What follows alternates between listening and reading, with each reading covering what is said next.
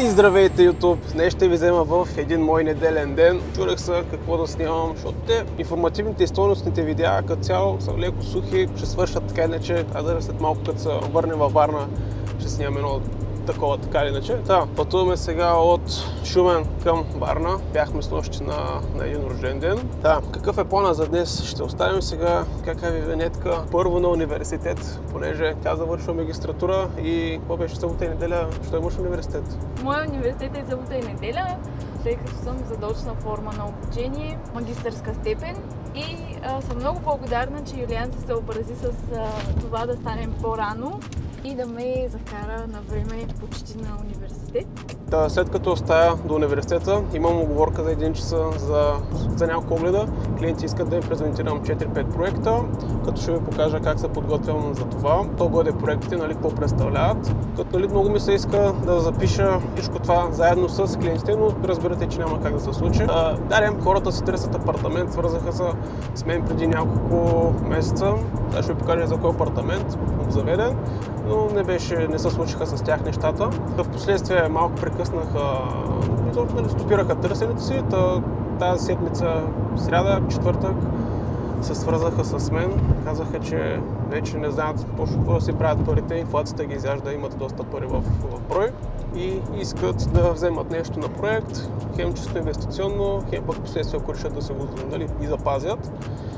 И съм се полуподготвил за днешната среща. Часът е вече 3:30, 3:40, точно оставих хората. Имахме оговорка 1 часа да ги взема от Kaufland и общо взето да отидем да видим абсолютно всичките проекти, парцели, как се подготвих. Изкарах предварително визуализация за всеки от проектите, изкарах разпределения на примерни апартаменти спрямо етажите, разграфих по самите пък разпределения, изложенията, квадратурите, цената за апартамент, за да може като се преберат в къщи да си разгледат отново обширно всичко, което сме гледали пък на момента и сами за себе си да вземат решения в къщи. Как мина? Общо взето мина наистина доста добре, много готини, свежи хора. Вярвам, че и те доста ме харесаха им проектите, най-вече им харесаха в Трошево. Всъщност аз им показах 2 проекта в Трошево, един в Цветен квартал, един в Младост и един в Кайсиева градина. Като в Кайсиева градина също е много добър, но често казано май наистина си им харесаха в Трошево.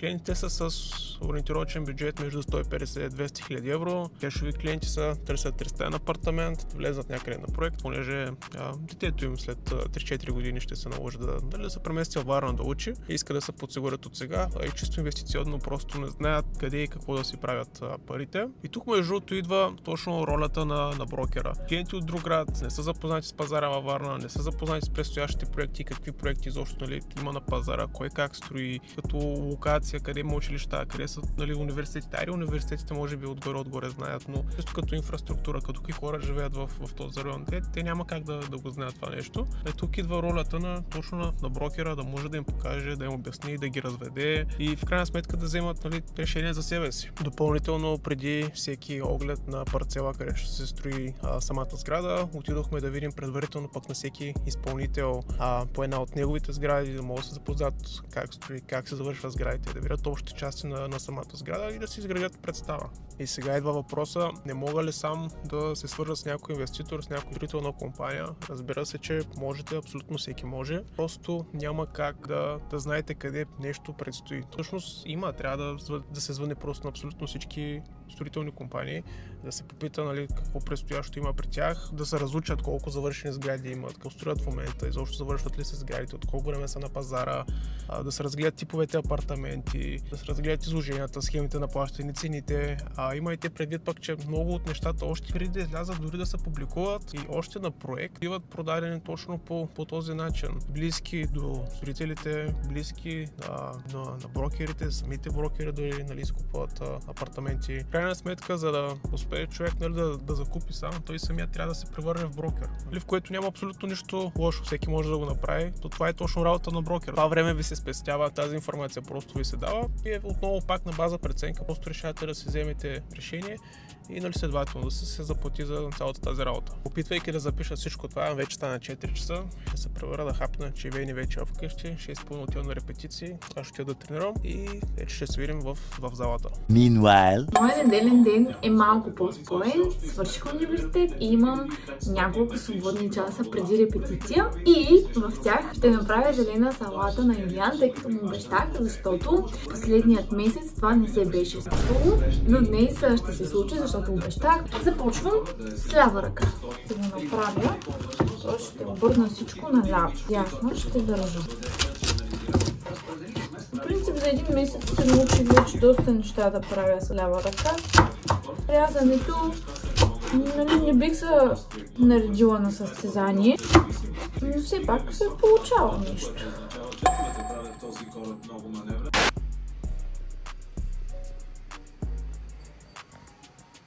И какво става? Вече съм в залата, часът е между 7:30 и 8 часа. Да ви кажа честно, не ми беше до това да тренирам, камо ли да се снимам, но все пак реших да го направя. Днес тренирам гръб. Това е третата ми последна серия набирания. Първата серия направих с 15 кг за 6, втората с 10 кг за 5. Тази е вече без тежест. В момента тренирам на сплит Pull Push Legs, като основно се опитвам да изграждам мускулна маса, като допълнително опитвам да тренирам по 5-6 пъти на седмица, 2 вариации на Pull, 2 вариации на Push, 2 вариации на крака, като в тази имам основно гръб, едно упражнение за задно рамо и едно упражнение за бицепс. Бицепса всъщност вече не исках да си хоря и не го заснех, но оставам ви с тези кадри, които направих.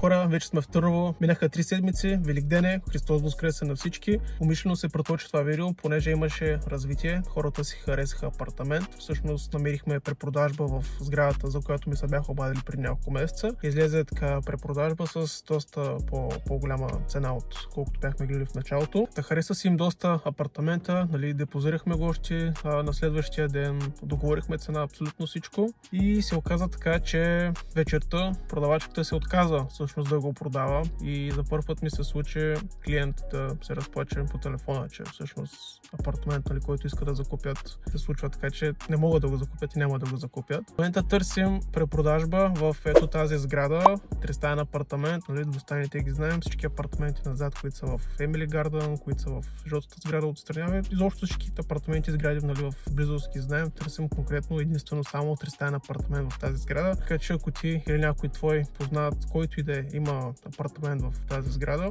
и има интерес да го продава, може да се свържи с мен на ето този номер или чрез формата по-долу, или използвайки социалните мрежи, няма никакво значение. Да ви пожелая отново весели празници, макар че най-вероятно вече са минали, но общо взето пожелавам ви всичко най-хубаво и приятни слънчеви дни. Ако пък някой продава или се търси имот за закупуване, може да се свържи с мен чрез формата по-долу или пишейки ми директно в социалните ми мрежи, няма никакъв проблем. Надявам се видеото да ви е харесало. Всяко харесване на видеото, всеки коментар и всеки subscription ми помага изключително много, така че действайте, знаете какво да направите. Благодаря и чао за сега!